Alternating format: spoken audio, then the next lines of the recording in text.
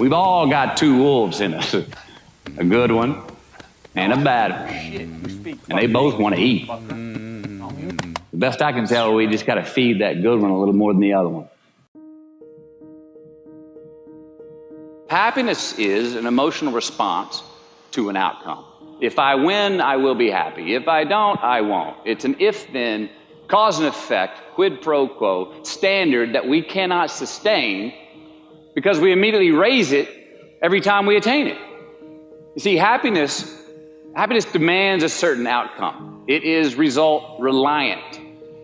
And I say, if happiness is what you're after, then you're going to be let down frequently, and you're going to be unhappy much of your time. Joy, though, joy is a different thing. It's something else. Joy is not a choice. It's not a response to some result. It's a constant. Joy is the feeling that we have from doing what we are fashioned to do, no matter the outcome.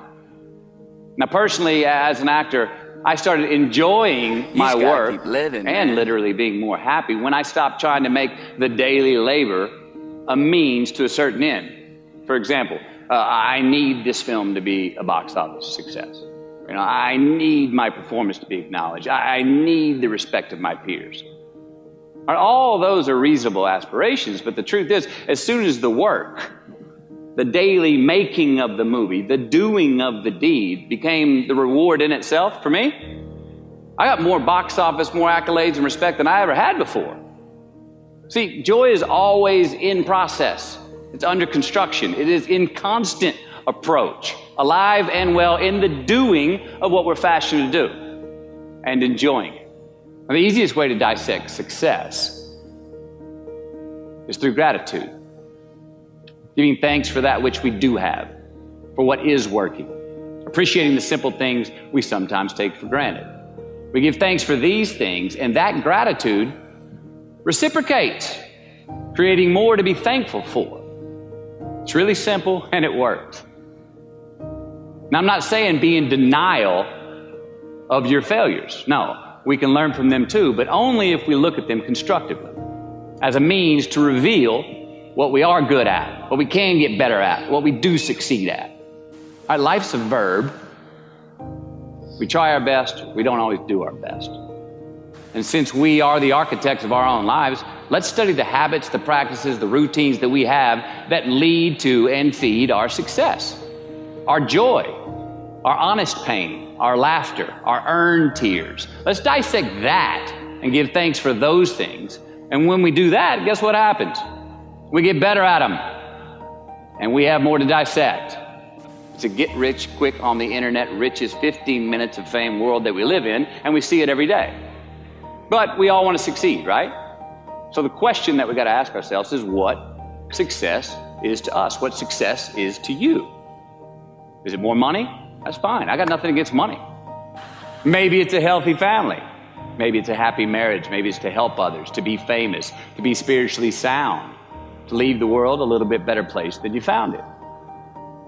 Continue to ask yourself that question. Now, your answer may change over time, and that's fine. But do yourself this favor. Whatever your answer is, don't choose anything that will jeopardize your soul. Prioritize who you are, who you want to be, and don't spend time with anything that antagonizes your character. Don't drink the Kool-Aid, man. It tastes sweet, but you will get cavities tomorrow. All right, life is not a popularity contest. Be brave, take the hill, but first answer that question, what's my hill? Well, for me, it's a measurement of 5 things. We got fatherhood. We got being a good husband. We got my health, mind, body, and spirit. We got career, and we got friendships. These are what's important to me in my life right now. Because I want to keep all 5 in healthy shape. And I know that if I don't take care of them, if I don't keep up maintenance on them, one of them is going to get weak, man. It's going to dip too deep into the debit section. It's going to go bankrupt. It's going to get sick, die even. So first, we have to define success for ourselves. And then we have to put in the work to maintain it. Take that daily tally. Tend our garden. Keep the things that are important to us in good shape. Defining ourselves by what we are not is the first step that leads us to really knowing who we are.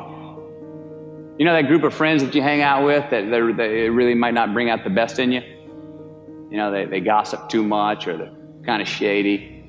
They really aren't going to be there for you in a pinch. Or how about that bar that we keep going to that we always seem to have the worst hangover from?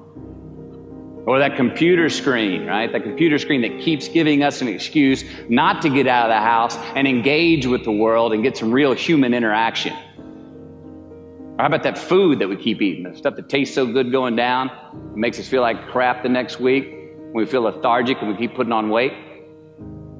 Well, those people, those places, those things, stop giving them your time and energy. Just don't go there. I mean, put them down. And when you do this, when you do put them down, when you quit going there, and you quit giving them your time, you inadvertently find yourself spending more time and in more places that are healthy for you, that bring you more joy. Why? Because you just eliminated the who's, the where's, the what's, and the when's that were keeping you from your identity. Like, trust me, too many options, I promise you this, too many options will make a tyrant of us all. All right, so get rid of the excess, the wasted time. Decrease your options. And if you do this, you will have accidentally, almost innocently, put in front of you what is important to you by process of elimination. Knowing who we are is hard. It's hard. So give yourself a break. Eliminate who you are not first, and you're going to find yourself where you need to be. Make voluntary obligations. I'm talking about the ones that we make with ourselves, with our God, with our own consciousness. I'm talking about the you versus you obligations. We have to have them. Now again, these are not societal laws and expectations that we acknowledge and endow for anyone other than ourselves. These are faith-based obligations that we make on our own. These are not the lowered insurance rates for a good driving record. You will not be fined or put in jail if you do not gratify these obligations I speak of. No one else governs these but you. They are your secrets with yourself, your own private counsel, personal protocols. And while nobody throws you a party when you abide by them, no one's going to arrest you when you break them either, except yourself. An honest man's pillow is his peace of mind. And when you lay down on that pillow at night, no matter who's in your bed, we all sleep alone. These are your personal Jiminy Crickets, and there are not enough cops in the entire world to police them. It's on you. It's on you. We do our best when our destinations are beyond the measurement, when our reach continually exceeds our grasp, and when we have immortal finish lines. And when we do this, the race is never over. The journey has no port. The adventure never ends because we are always on the way. So do this, and let somebody else come up and tap you on the shoulder and say, hey, you scored. Let them run up and tap you on the shoulder and say, man, you won. Let them come tell you, you can go home now. Let them say, I love you too. Let them say, thank you. Take the lid off the man-made roofs that we put above ourselves and always play like an underdog.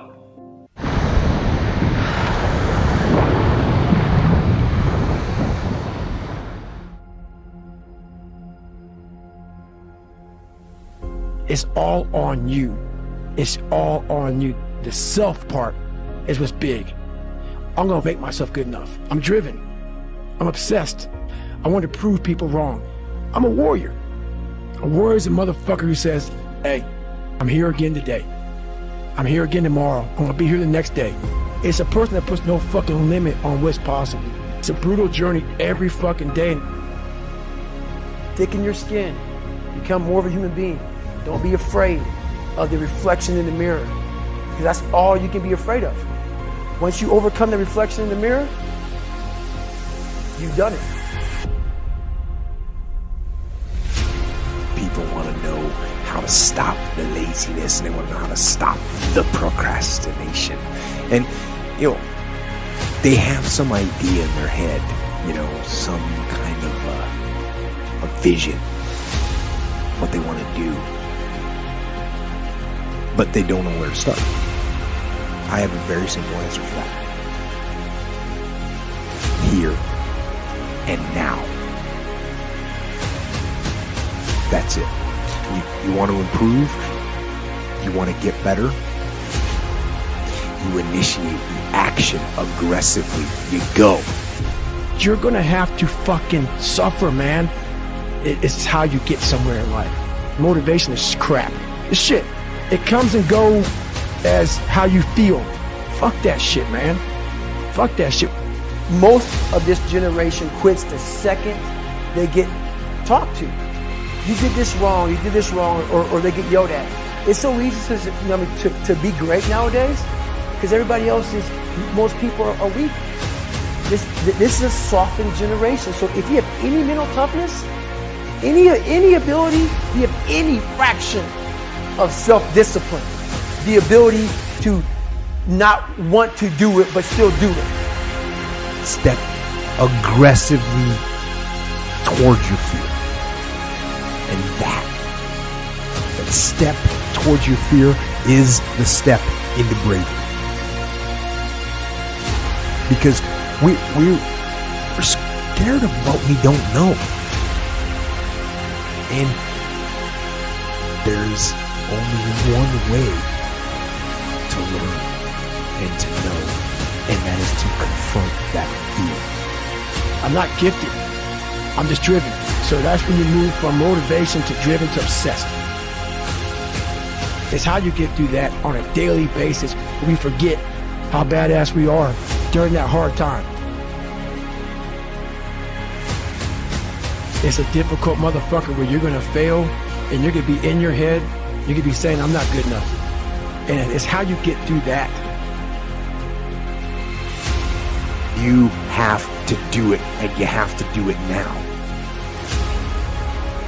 And that means you gotta stop thinking about it and stop dreaming about it and stop researching every aspect of it and reading all about it and debating the pros and cons of it. Just start doing it. Take that first step and make it happen. Get after it. And get after it here and now.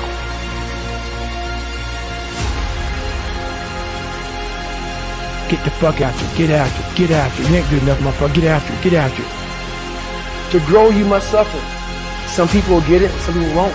When you're driven, whatever's in front of you will get destroyed.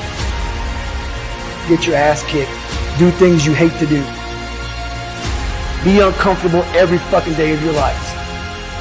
You have to believe in one thing, and that is yourself. Self-discipline is everything. And that's all it's about, yourself. It's fucking me against me, period. The fucking mind is what you created. I'm training my mind and my body and my spirit so it's all one, so I can handle what life is going to throw at me. Don't make any more excuses or justifications. Don't rationalize anything else. No, no, and no. Instead, be aggressive. Take action now. It wasn't until I changed that mentality that I became somebody. But if you can get through to doing things that you hate to do, on the other side is greatness.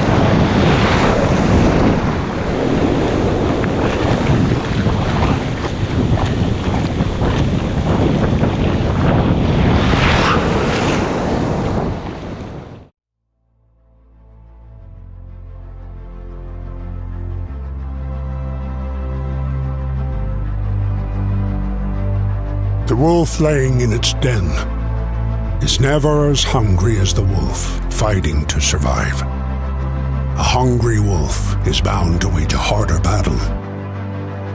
To all of you fighting battles alone, remember our ancestors in the harsh wilderness, surrounded by croaking ravens and howling wolves. To all of you going against the grain, battling the naysayers, better fight and fall than to live without hope. You might learn to survive and not let your worries and hopelessness stand in your way. Be mighty and keep strong. Be mighty and keep strong. The long road is hard, but go you must. For he who has traveled far and endure well is led to the greatest end of the journey. Be mighty and keep going. Be mighty and keep going. It will be worth it in the end. And if you stand by your own trial and not by what others say, the right folk and kin will show up in your life.